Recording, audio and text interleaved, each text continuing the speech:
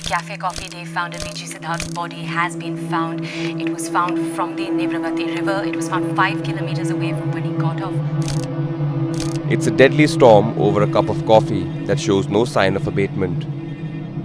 The embattled coffee king reportedly got off his car at a bridge over Netravati river while on his way to Mangaluru.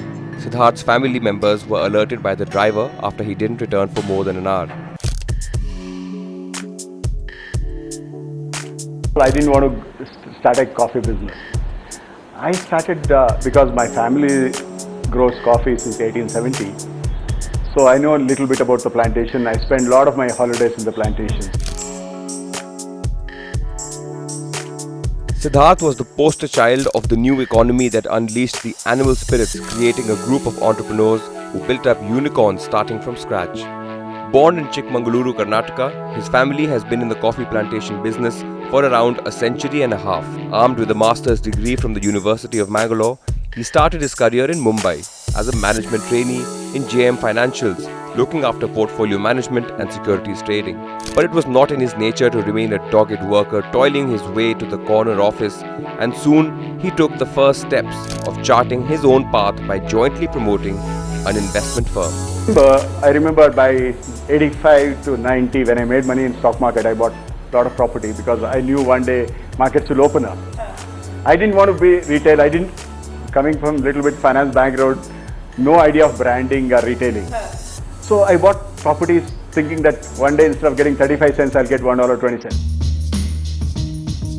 Though Siddhartha did invest heavily into tech companies, dabble into the furniture business and toyed with the idea of exporting bananas, it was his vision, smartness and skills in changing the face of India's coffee business and setting up a super chain of coffee outlets that established him permanently on the hallowed pantheon of Indian industrialists. He set up his first CCD in Bengaluru in 1996 despite naysayers predicting doom and gloom. A coffee at CCD was not only about the caffeine, it was a lifestyle experience that changed the way that India now looks at chai and coffee shops and spawned a series of competitors who joined the bandwagon to tap into the ever-growing clientele.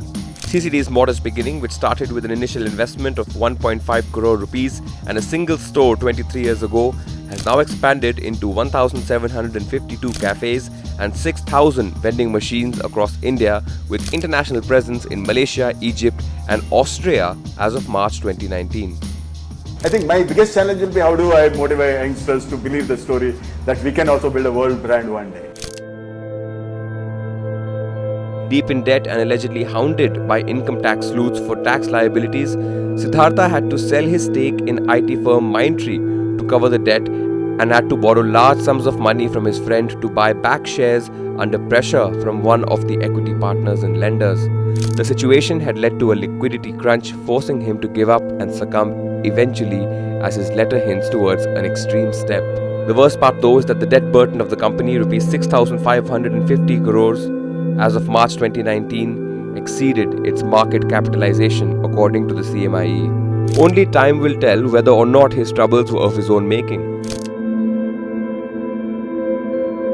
I want India, if India had to be a superpower in the next 20 years, there will be 15-20 Indian brands will be every high street of the world, from Oxford Street to Orchard Street to Fifth Avenue, and we want to be one of them. As for his CCD family, all it now needs to do is carry out his vision and reach out to Europe and the Americas, which Siddhartha had always dreamt of.